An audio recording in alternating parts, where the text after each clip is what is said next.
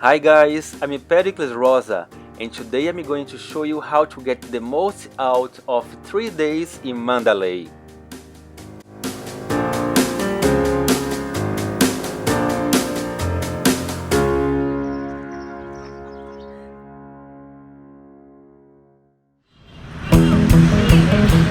One of the best things to do is to explore the city by bike.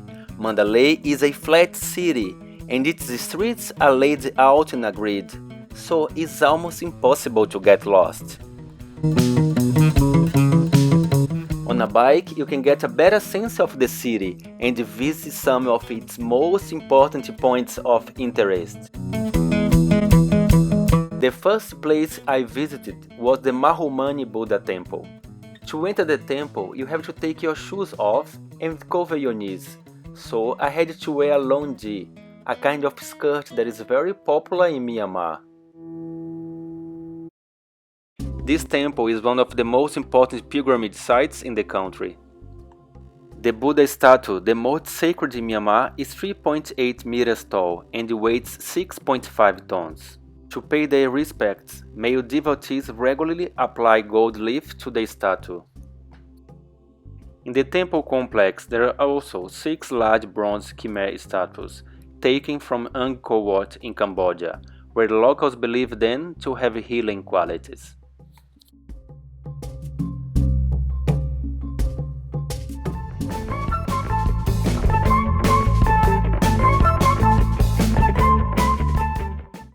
After leaving the Maharani temple, I went to the stone carving district along Sagaing Mandalay Road.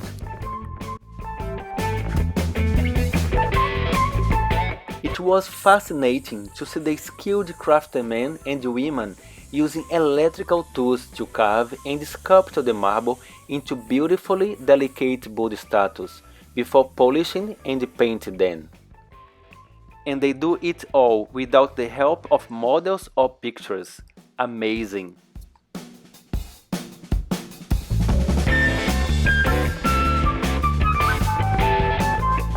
Another advantage of exploring by bike is discovering places or things you'd never imagined.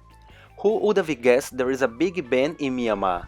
This tower is part of Ma Sonyang, the biggest monastery in Mandalay.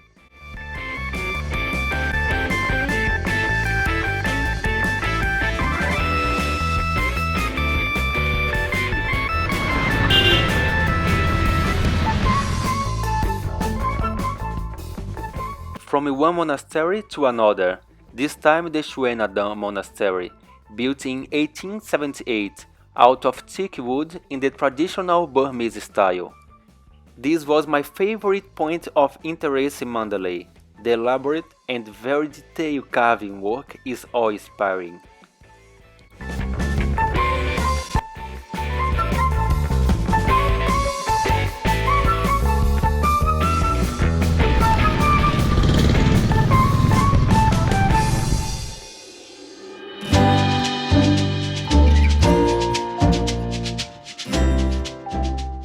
At the end of the afternoon, the best place to be in the city is Mandalay Hill.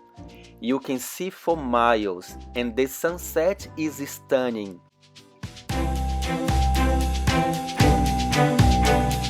A visit to this place is totally worthwhile.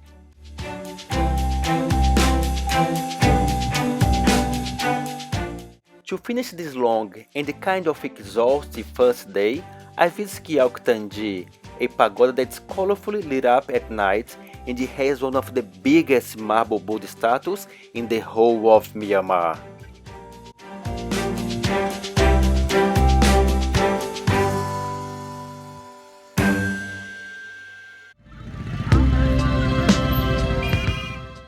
On my second day, I started off by hiring a mototaxi to take me to Amarapura, a township on the outskirts of Mandalay.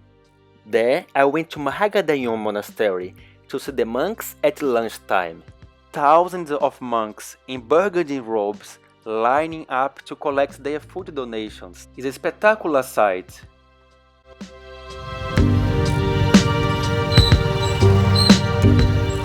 To get to Sagaing, my next destination, I was told to take a bus, but I was not prepared for what turned up.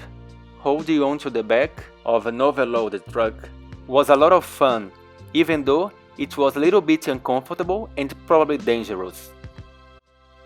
Upon arrival, I visited the Kaungsmudan Pagoda, a large temple on the outskirts of the town, before hitchhiking to Sagaing Hill.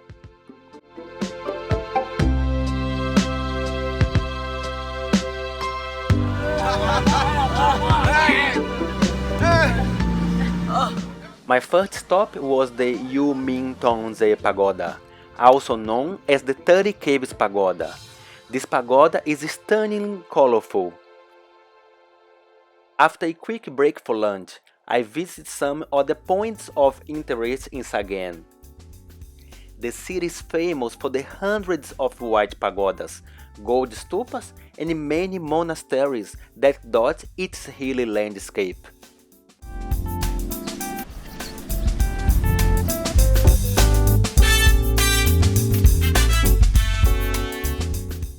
My last stop in Sagaing was the Sun Yu Ponyashin Pagoda, where I admired the view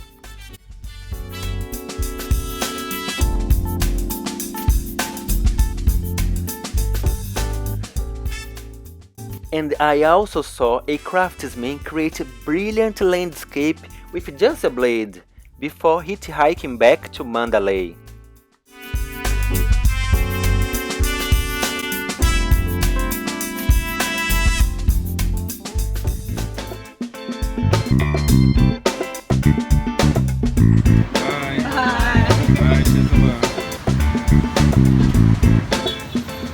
Back in Mandalay, I went to a gold leaf workshop on the spur of the moment.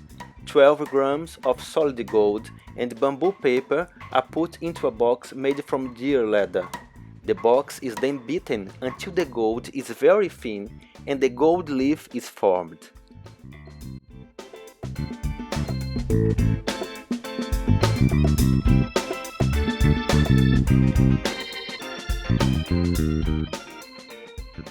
Gold has become an indispensable part of Burmese culture, and not surprisingly, Myanmar is often referred to as the land of gold.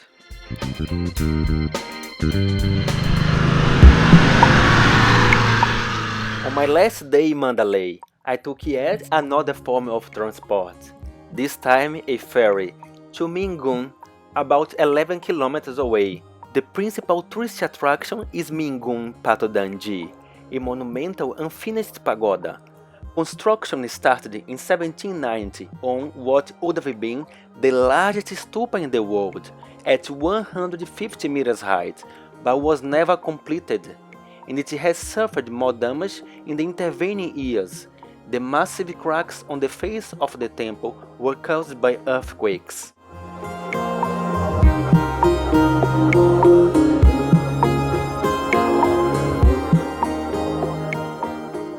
Not far from the pagoda is the Mingun bell, originally cast to hang in the unfinished pagoda. It weighs 90 tons and is the second largest bell in the world.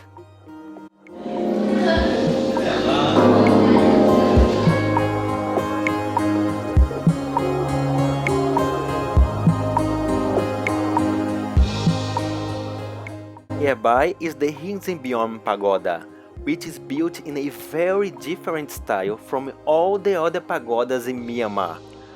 I loved this very striking and distinctive pagoda.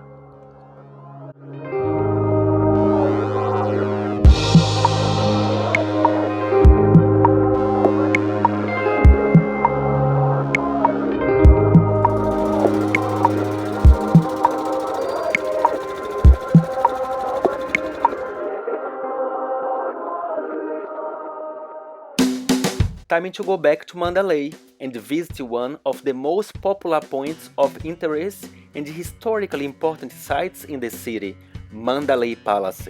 The palace was constructed between 1857 and 1859 by King Mingun, but it was heavily bombed and devastated during World War II. As a result, it's basically empty inside, but the crown wooden pavilions are extraordinary.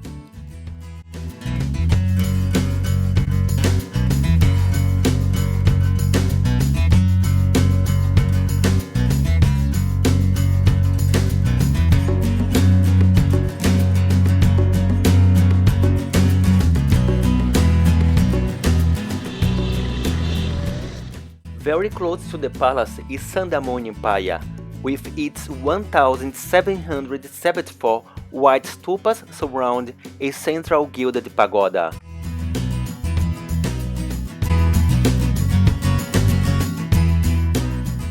In front of Sandamuni is the Kutodam Pagoda, built in a very similar style, but the difference is that you can walk in between the stupas.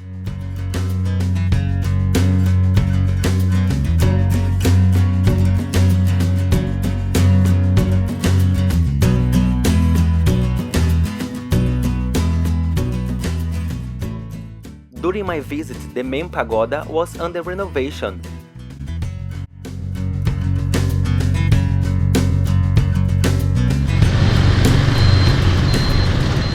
Then I went to Amarapura again, this time to watch the sunset over the U-beam bridge, the longest stick bridge in the world, at 1.2 kilometers.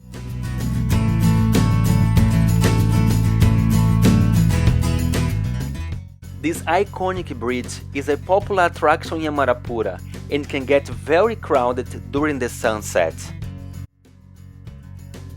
To finish my 3 days in Mandalay, I attended the world-famous Mustache Brothers show. They've been performing for almost 30 years and combines strong satirical criticism of the Burmese military regime. The government they say no amendment constitution. You see, yeah.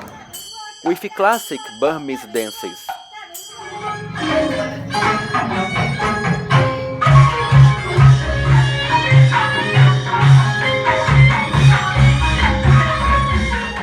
Watching the Mustache Brothers show is definitely a memorable way to end your trip to Mandalay. Thanks for watching, see you next time, beijos!